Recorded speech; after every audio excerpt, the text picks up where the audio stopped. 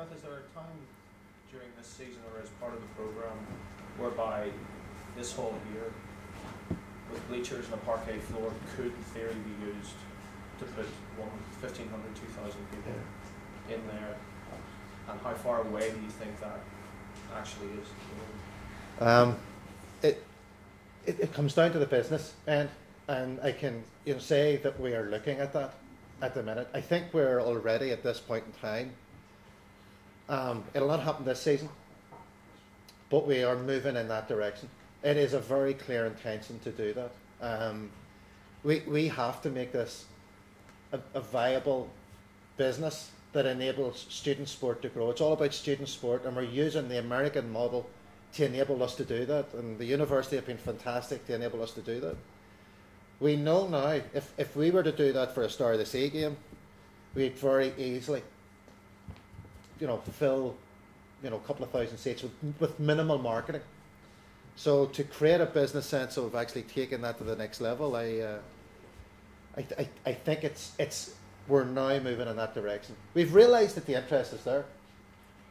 And if you look at it, the Giants can do it with nobody's able to play ice hockey, or minimal. I think the junior teams skate on a Sunday morning, first thing in the morning.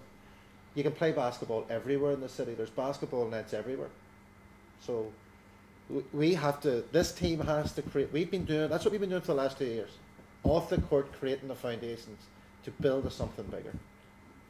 In terms of match night, Gareth, and especially in the first few weeks, getting used to actually not going through the normal routine you've been going through for all those years at schools.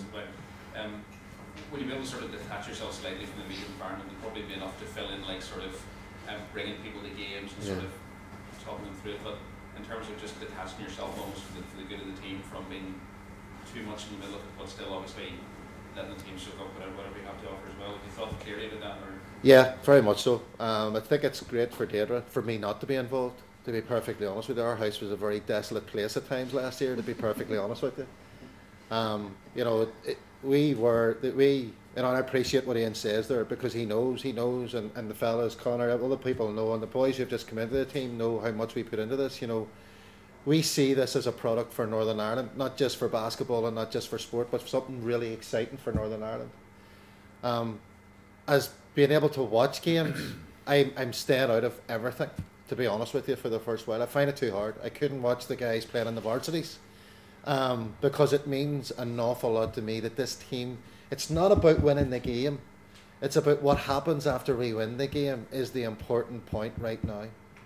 Because it is about creating something that when we win games, it's easier for me to talk to people like Stephen.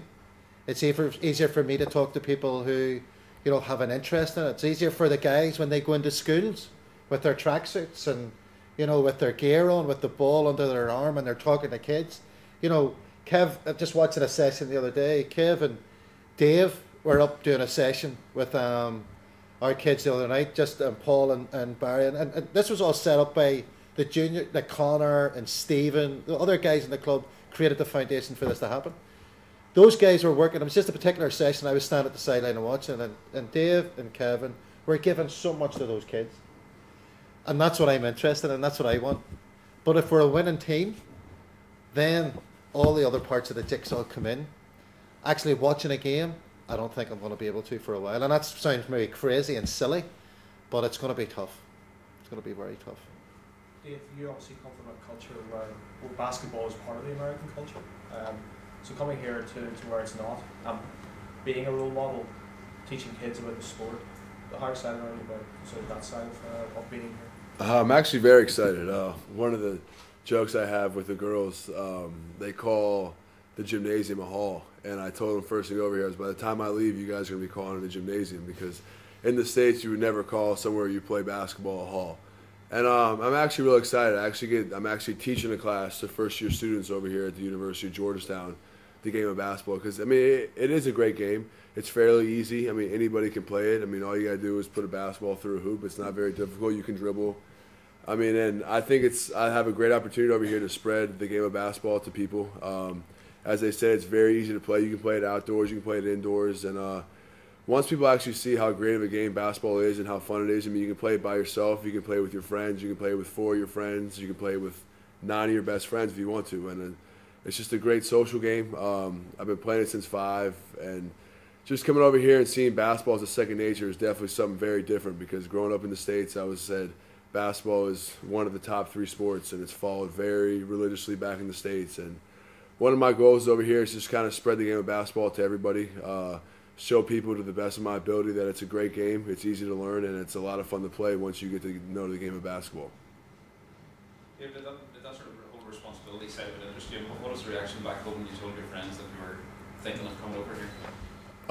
At first they thought I was kind of crazy. Because they're like, why are you going to Belfast? And at first I was kind of unclear of what exactly I was doing until I actually met with Gareth and Deirdre when they came to the States to talk to me. And once I sat down and talked to them, and they told me the potential that I have over here to have great success here with the Ulster Elks and have the chance for me to teach little kids the game of basketball and actually get a master's degree, all 3 in the end, was a great opportunity for me, and it's something I couldn't turn down. And the fact that I'm over here was a little bit of a hassle for me to get over here with my student visa, but I'm glad that I'm here, and I think I have a great chance to impact a lot of kids, to have a huge impact on the Ulster Elks and have a huge impact on basketball in Northern Ireland, all in the end when the season's over. Just one more to each of you. Predictions for the Ulster Elks this season. One final prediction. We'll do better than last year. Dave? I'm going to set the goals high.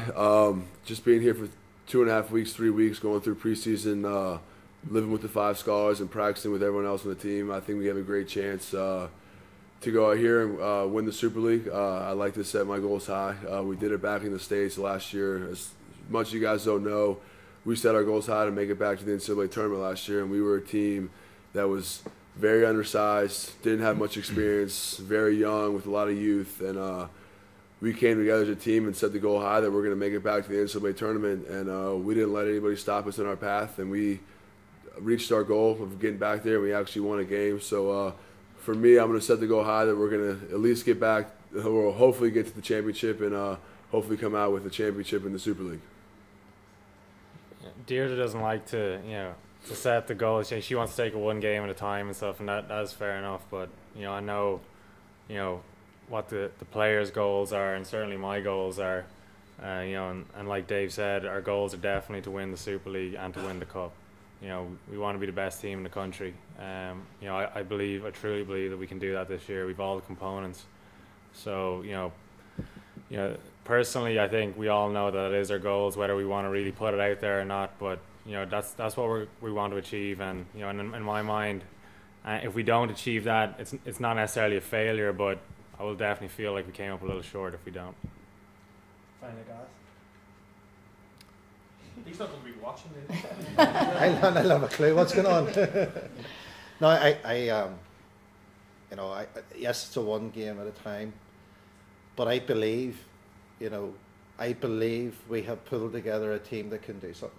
I believe that we have pulled together a team that Ian wrote an email at the beginning before he arrived over, just when he was away with the Irish team, and he was just talking about the different things when actually confirmed that Kevin was coming, and Paul had just come in and said that he was now, definite that he was coming, and I feel that we have the personnel to do damage this year, and I would be disappointed if we didn't pick something up.